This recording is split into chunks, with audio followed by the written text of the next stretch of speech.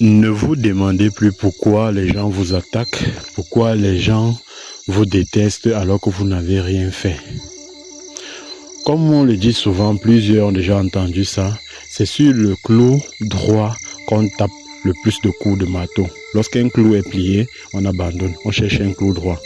Alors si les gens vous détestent, si les gens vous attaquent, que ce soit mystiquement, que ce soit physiquement, sachez que vous avez quelque chose en vous qui les intéresse. Ok, vous avez quelque chose en vous qui les intéresse qu'ils n'ont pas. Généralement, naturellement, ils font pas jalousie. Ok, ils le font pas jalousie parce qu'ils ne peuvent pas voir ce que vous avez. Maintenant, il y a ceux qui sont dans le mystique qui vont vous attaquer parce qu'ils veulent vous voler votre énergie. Alors, je reçois souvent des questions comme quoi je reçois des attaques, j'ai des blocages, je ne sais pas d'où ça vient. Pourtant, autour de moi, je fais du bien. Je n'ai jamais fait du mal à quelqu'un et tout. Comment est-ce que ces blocages-là ont pu m'atteindre? Est-ce un karma de mes ancêtres? Vous devez savoir que la plupart de vos blocages, que ce soit sentimental, que ce soit financier, peu importe, généralement, ces blocages-là viennent des couches de nuit. J'en ai déjà parlé ici plusieurs fois. Vos blocages peuvent venir des couches de nuit ou alors des avortements que vous avez déjà eu à faire. Dans le temps, lorsqu'une fille avec une fausse couche, une femme avec une fausse couche, il y avait des rites qui étaient pratiqués pour permettre à l'âme de l'enfant de pouvoir traverser. Ok? Que ce soit un avortement, il y avait des rites qu'on faisait pour permettre à l'âme de l'enfant de pouvoir traverser. J'explique lors des consultations, pour ceux dont on a découvert pendant une consultation qu'ils ont fait des avortements. Vous devez savoir que l'avortement est un péché contre la nature. Ok? Lorsque quelqu'un meurt de façon naturelle, ok, on fait des funérailles. On fait des funérailles pourquoi? Pour accompagner son âme, pour permettre à son âme de pouvoir traverser, pour couper les liens avec cette personne. Parce que s'il y a encore lien, la personne ne va pas traverser tranquillement. Alors lorsqu'on fait ces funérailles-là, il y a un sens pour faire, selon chaque culture. À l'ouest du Cameroun, il y a un cercle qu'on fait souvent pour faire les funérailles et au milieu, on tape un tambour. Ok, là, ça manifeste la réincarnation. Ce cercle manifeste la réincarnation. Vous allez voir ce même cercle sur une dope.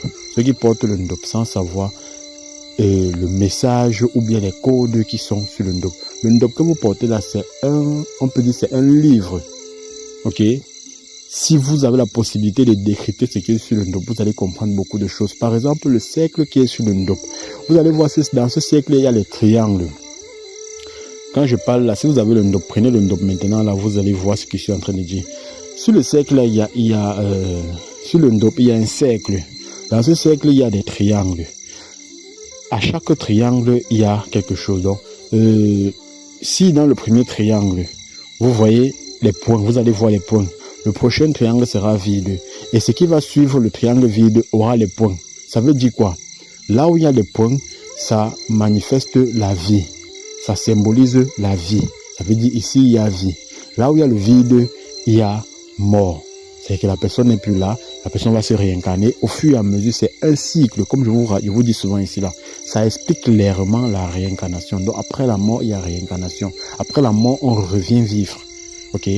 On passe un temps dans le monde des esprits. Mais après, on revient pour continuer notre cycle spirituel. Ça, c'est le message du cercle que vous voyez sur vos dopes. Après, vous allez voir des messages, des traits là. Sur ce même dope, on explique l'histoire du peuple Bamileke, comment ils se sont déportés, ainsi de suite. Je n'ai pas fait cette vidéo pour vous enseigner ce qui est sur le dope. Ok? Moi, je viens ici là parler de ce qui peut causer vos blocages. Parce que beaucoup de jeunes filles aujourd'hui, ou des femmes, font des avortements. Elles le font en cachette. Mais ce que ces avortements peuvent faire dans votre vie de négatif, c'est très dangereux.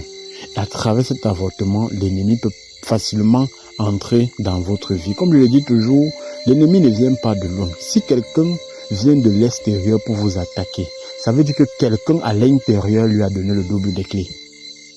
Ok? Ça veut dire que quelqu'un à l'intérieur lui a dit comment est-ce qu'il doit faire pour vous atteindre. Alors, lorsque vous faites un avortement, il y a des rituels également. Pour quelqu'un qui est mort de façon naturelle, on fait les funérailles et il traverse tranquillement et le portail se ferme. Parce que quand quelqu'un meurt, il y a un portail qui s'ouvre entre le monde des vivants et le monde des morts. Lorsque cette personne est encore là, ce portail reste ouvert. Alors on fait des funérailles pour permettre à la personne de traverser. Sinon, les esprits vont commencer à entrer. D'accord? Maintenant, pour une personne qui est morte dans une loge ou bien mystiquement qu'on l'a tuée dans une secte, alors qu'est-ce que la famille fait? Généralement, quand la famille connaît déjà que la personne n'est pas morte de façon naturelle, non seulement on fait des funérailles, mais on doit également faire certains rites pour récupérer son âme. Parce que vous pouvez faire des funérailles alors que son âme est emprisonnée quelque part. Ceux qui l'ont tué, on y a récupéré son âme, il est emprisonné quelque part. Alors il y a des familles qui vont faire des rites, on dit souvent les rites pour gâter le corps. Là, c'est un langage. Mais en réalité, c'est un rite pour récupérer l'âme de la personne.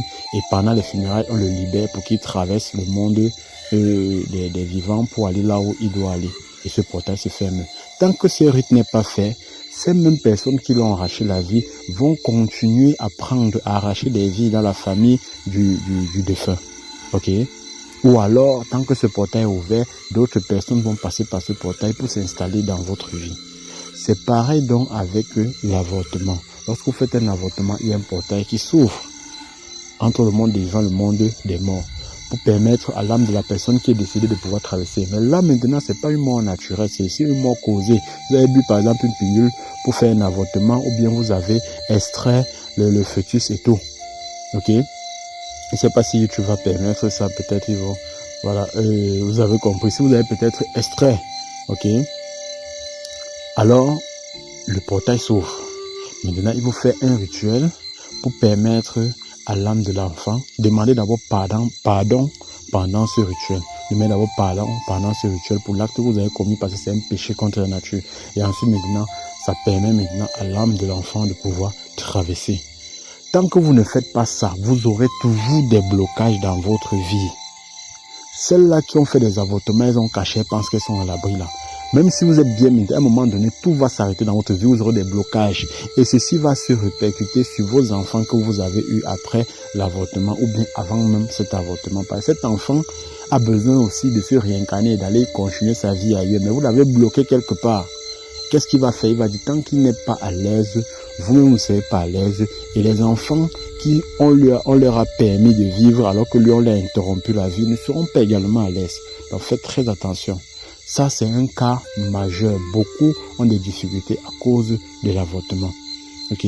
Je ne viens pas souvent détailler les conséquences de l'avortement ici, là, mais puisqu'il y a plusieurs personnes qui viennent vers moi, lorsqu'on fait les consultations, on se rend compte que les blocages viennent de l'avortement. Alors, j'ai préféré faire cette vidéo pour celles-là qui ont fait cet acte-là et qui ne savent pas quelles sont les conséquences. Alors aujourd'hui, vous le savez. Faites rapidement des rituels pour demander pardon et permettre à l'enfant de pouvoir traverser tranquillement. Et vous allez voir comment les choses vont aller dans votre vie.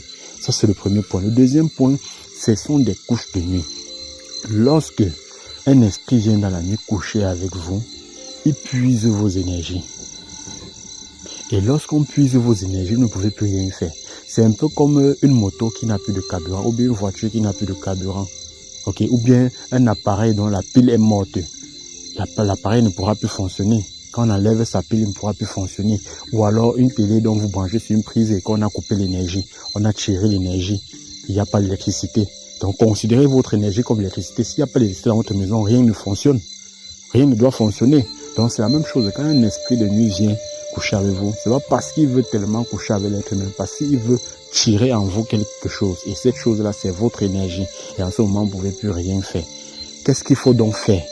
Il faut aller voir quelqu'un qui est capable de vous mettre en exercice ou bien de faire des rituels pour pouvoir recharger, récupérer vos énergies et vous recharger cela. D'accord? Voilà. Donc tout se renouvelle, on ne perd rien, on ne gagne rien, on ne perd rien. Si on a volé vos énergies, sachez qu'on peut vous remettre cela ou bien vous renouveler cela. Voilà, ok. Si la vidéo t'a plu, partage au maximum. Je sais que beaucoup ici vont suivre cette vidéo et qui ont des membres de famille qui ont déjà eu des avortements. Partagez pour qu'ils soient sensibilisés. Parce que l'avortement, c'est pas quelque chose qu'on fait en commun avec quelqu'un. On fait toujours en cachette. Donc, partagez. Au cas où ça tombe sur quelqu'un qui a eu à faire des avortements et qui a des blocages, il ne sait pas pourquoi il a ces blocages. Cette vidéo va l'aider. Je suis persuadé que la vidéo aussi peut aider plusieurs personnes. Donc, ne garde pas ça pour toi seul. Partage autour de toi. ça ne te concerne pas, partage, ça peut concerner quelqu'un d'autre et ça lui sauver la vie.